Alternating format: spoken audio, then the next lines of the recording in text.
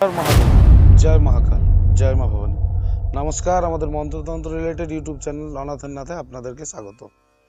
তো আজকে যে ভিডিওটা রিকোয়েস্ট আছে, যে ভিডিওটা হয়তো দেখুন সবার এই ভিডিওটা দরকার, সবার এর দরকার হবে, কিন্তু যারা মন্ত্রতন্ত্র মানেন না, যারা ভাবেন যে এই জিনিসগুলো মানে দেখার জন্য দেখছেন ভিডিওটা, তো তারা কিন্তু এই ভিডিওটা এইরকম নয় যে এই ভিডিওটা আপনাকে অন্যরকম হবে বা এই ভিডিওটা অন্যরকম ভাবে আপনার লাগবে, সেরকম নয়। এটা সবার কাজে লাগবে ভিডিওটা।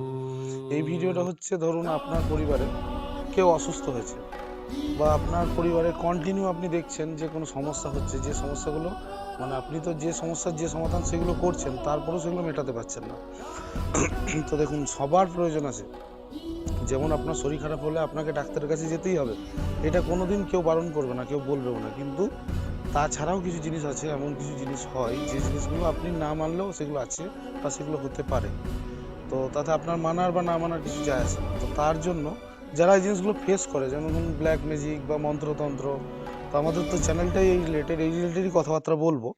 তো যারা বিশ্বাস করেন না বা করেন, তারাও করে দেখতে পারেন। আমি যে টোটকাগুলো বলবো, তারা দেখবেন কিছুটা হলেও রিলিফ পাবেন যদি আপনার সাথে এরকম হয়। প্রথম হচ্ছে যে আপনি তন্ত্রমন্ত্র আপনার ওপর বা আপনার বাড়ির ওপর, ফ্যামিলি মেম্বারের ওপর বা আপনার ওপর হয়েছে, সেটা বুঝবেন কিভাবে? তার প্রথম লক্ষণ হচ্ছে, আপনি দেখবেন যে আপনার কোনো কাজ মানে যে কোনো কাজ যেগুলো স্বাভাবিকভাবে আগে হয়ে যেত সহজেই, যেগুলো সহজে হয়ে যাওয়ার কথা, সেই কাজগুলো হওয়া স্টপ হচ্ছে। একদিন নয়, কন্টিনিউ হচ্ছে, বন্ধ হয়ে যাচ্ছে, হচ্ছে না। দ্বিতীয় হচ্ছে, আপনার পরিবারের শরীর খারাপের পার্সেন্টেজটা বেড়ে যাওয়া, মানে কারোর অসুস্থতার লক্ষণটা বেড়ে যাওয়া, সবার, বাচ্চার থেকে বয়স্ক, যারা আগে অসুস্থ হতো না তারাও কন্টিনিউ অসুস্থ হয়ে যাচ্ছে। 3 নম্বর লক্ষণ হচ্ছে, আপনি ধরুন অনেক জায়গায় মানে অনেক এরকম এরকম সমস্যা ফেস করছেন, যেখানে ধরুন আপনার অ্যাক্সিডেন্ট একবার ধরুন অস্বাভাবিকভাবে হয়েছে, আপনি সাবধানে গাড়ি চালাচ্ছেন, তাও 2-3 বার, এক সপ্তাহের মধ্যে 3-4 বার অ্যাক্সিডেন্ট হয়ে গেল। কোনো ফ্যামিলিতে বড় কিছু দুর্ঘটনা হলো, কারো কারো মাথা ব্যথা, ঘুম হচ্ছে না, হঠাৎ ঘুম হওয়া বন্ধ হয়ে গেল। ঠিক আছে, একটার পর একটা অশুভ সংকেত পাচ্ছেন বা অশুভ মনে হচ্ছে, আপনার ভালো লাগছে না, যে কোনো লোকের সাথে হঠাৎ হঠাৎ ঝামেলা হয়ে যাচ্ছে, যাদের সাথে আপনি কেউ আপনাকে দেখতে পাচ্ছে না বা ঝামেলা হতে শুরু করছে, তাহলে আপনাকে মানতে হবে বা বুঝতে হবে। আপনি না বুঝলেও কিছুটা কোনোভাবে, কেউ করা হোক না হোক, কোনোভাবে আপনি তন্ত্রের মানে ব্ল্যাক ম্যাজিক মানে তন্ত্রের যেটা কালা দিক, সেই দিকের মধ্যে এসে পড়েছেন বা কেউ আপনাকে সেই জিনিসটার দিকে নিয়ে এসেছে। তো সেইটা হচ্ছে এগুলো লক্ষণ। এখান থেকে বাঁচার উপায় হচ্ছে মানে টোটকা, এগুলো যে এরকম নয় যে 100% কাজ করবে, আপনাকে কোথাও যেতে হবে না, এগুলো করলেই কাজ হবে, এরকম নয়। এগুলো করলে আপনি কিছুটা রিলিফ পাবেন।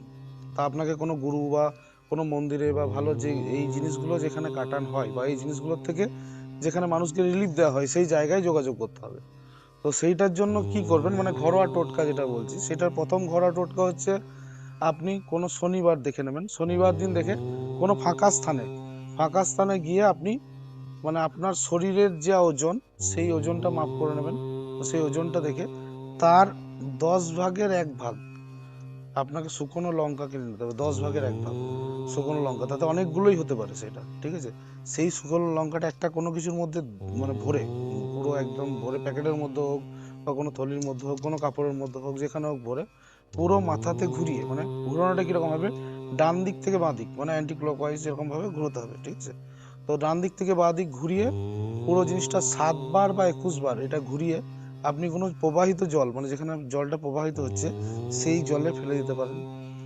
বা আপনি উতারাটা অন্যরকম ভাবে হয়, মানে ধরুন আপনি যেদিন একটা রবিবার দিন, আপনাকে এটা বেছে নিতে হবে, রবিবার দিন একটা নতুন চাকু কিনতে হবে আপনাকে একদম। তো নতুন চাকু কিনে আপনাকে সূর্য ওঠার মানে যখন সূর্য উঠছে সেই সময় আপনাকে একটা জায়গায় বসতে হবে, আর কাউকে যে কাজটা করবে তার হাতে চাকুটা দিয়ে আপনার ছায়াটা প্রথম সূর্য ওঠার পর যেখানে পড়বে, সেই ছায়াটাতে মা কামাখ্যা বা আপনি যে দেবতাকে মানেন ইষ্ট দেবতা, তার স্মরণ করে বলতে হবে যে এর ওপর বা তার নাম করে অমুকের ওপর যা বন্ধন হয়েছে বা কালা জাদু বা যদি কিছু খারাপ কিছু হচ্ছে, সেটা আমি কেটে দিলাম বলে ওই ছায়াটাকে একবার ক্রস করে কেটে দেবেন ওই নতুন চাকুটাতে। ওই চাকুটা তারপর আপনি কোনো প্রবাহিত জলে বা কোনো জায়গায়, নির্জন জায়গায় ফেলে দেবেন, তাহলেও তন্ত্রটা কিছুটা কাটে। আরেকটা উপায় হচ্ছে, সেটা হচ্ছে নতুন ব্লেড আপনি কিছু কিনে নিলেন, একটা ব্লেড, যার মনে হচ্ছে যার উপর বেশি প্রভাবটা হচ্ছে, জ্বর ছাড়ছে না বা কন্টিনিউ এই জিনিসগুলো হচ্ছে, তো তার বালিশের নিচে ওই নতুন ব্লেডটা রেখে দিলেন, সেই ব্লেডটা আবার পরে কোনো জায়গায় ফেলে দিলেন, নির্জন জায়গায়।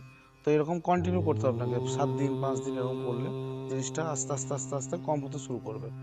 এছাড়াও আপনি লেবু, আপনি তারপরে ধরুন যেগুলো পবিত্র জিনিস, আপনার ধরুন মানে তেজপাতা, ধুনো, এই জিনিসগুলো আপনি ঘরের যদি মনে হয় তন্ত্রমন্ত্র হয়েছে, তো ঘরে সেই জিনিসগুলোর প্রবাহটা বাড়াতে পারেন, আপনি সেই জিনিসগুলো দিতে পারেন। আপনি তুলসী গাছের শেকড় বা তুলসী গাছের ডালের ব্যবহার করতে পারেন, পাতার ব্যবহার করতে পারেন।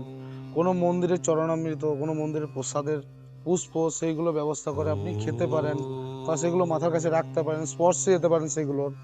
তো এই জিনিসগুলো করলে আস্তে আস্তে আপনি তন্ত্রের প্রভাবটাকে কম করতে পারবেন। এই নয় যে বড় তন্ত্র হলেও কেটে যাবে, এরকম নয়। বড় তন্ত্র আপনি মন্দিরের ভেতরে বসে থাকলেও কাটবে না, এরকম কিছু তন্ত্র আছে। তো তখন আপনি কোনো মানে বড় কোনো কারোর সাথে যোগাযোগ করে, গুরু হোক বা আপনি যাকে মানেন বা ভরসা করেন তার সাথে যোগাযোগ করে এই জিনিসগুলো কাটান করতে পারেন। হর হর মহাদেব, জয় মহাকাল।